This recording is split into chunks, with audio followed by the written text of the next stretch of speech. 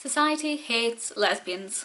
Okay, so maybe that's not so much the case anymore, thankfully, but it definitely was in 1928 when Radclyffe Hall's The Well of Loneliness was published. And when I heard that this book had been banned because of its lesbian content, I thought I really need to read this for myself and see just how bad it is.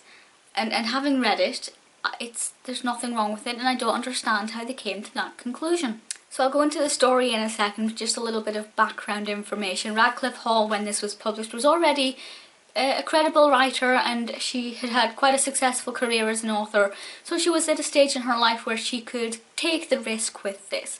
And there was actually so much media support for this, and a lot of people had no problems with it. But then one person got a hold of it and campaigned to have it banned, and that really makes me infuriated. That person was James Douglas from the Sunday Express, and basically he used the word perversion in reference to this, and eventually after a lot of time it went to court and they said, okay, we'll ban it in England. It was still available in Paris, where some of the book is set, so it wasn't completely obliterated from life, but it wasn't until Radclyffe's death at the end of the 1940s that it was actually available again for public consumption in England. So this isn't actually autobiographical, but there is obviously a lot of Radclyffe Hall's own emotions in this. She lived most of her life as a woman, but she wore a lot of masculine clothing, and she certainly identified more as a man. And I think in today's society she would be considered transgender, but at the time that wasn't the case. But there's a lot of her emotion in this, but the story does not mirror her own upbringing. So basically it starts before Stephen is even born, and then takes us right through until a pivotal point in her life. And I won't spoil it, I won't give away any spoilers, but I will be talking a little bit about some of the aspects of the plot, so if you don't want to know anything about it, I do very strongly urge you to go away and read it first, because it is a great read and one of my all-time favourite novels now. I think the first thing to note here is that Stephen is a female.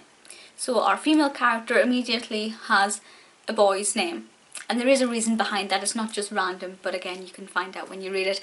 And it's all about her growing up as a child and not really fitting in with anything. There's a lot of contrast between her and this very girly girlfriend and quite a masculine male friend she has as a child. And her never really feeling like she's who she's meant to be, who society tells her she's meant to be, and that continues as she grows up, and then in her later years she realises that she's actually attracted to the same sex. And then the book basically progresses through to the First World War and a little bit after, as she has these various different relationships with different women, and some of them are on different scales. Some of them she's chasing them, some of the time the women are devoted to her. And it's all about her emotions and also how she fits in with society, or perhaps not, as the case may be. As I said, some of it is set in Paris, so there's a big shift in tone there, and it offers such a strong contrast to the treatment of lesbians on either side of the water. So I thought that was a fantastic element of putting that into the narrative. So why is it shocking? It isn't. Now, it was banned basically because, not of the subject matter, there had been books before that dealt with lesbian characters, but it was the fact that it was advocating it. And I think that was the major thing here. Had it been some bloodbath lesbian massacre where it was clearly saying you should not be a lesbian and homosexuality of any kind is completely forbidden, I don't think it would have been banned, because it then would have been given out the message that a lot of people wanted it to at the time. But because it's from Stephen's perspective, and we obviously get a lot of her emotions in there, it's more of an advocation, and that was completely not acceptable then. But please don't for one second think that it's a lesbian version of 50 Shades of Grey. The sex scenes in this are ridiculously tame. There's nothing explicit. It doesn't go into a kind of sleazy kind of detail. It is very more romantic than it is pornography.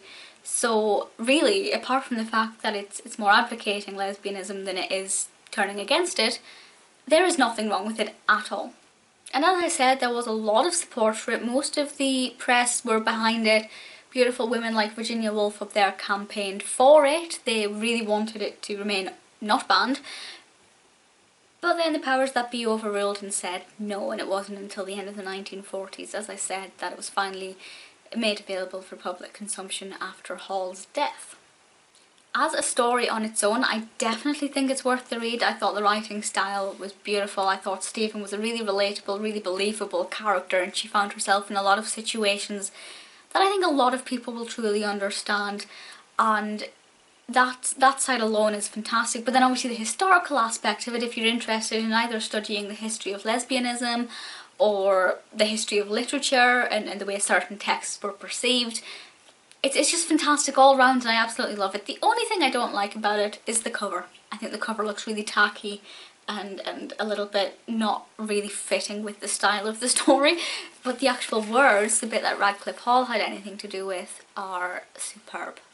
If you've read it, please do let me know what you think of it. I'd love to get some discussions going about this. This is very hard-hitting, very emotional, and just for me, I think it's all around perfect. If you've read it, let me know what you thought. If you haven't read it, I strongly urge you to, and I will speak to you all soon. Bye!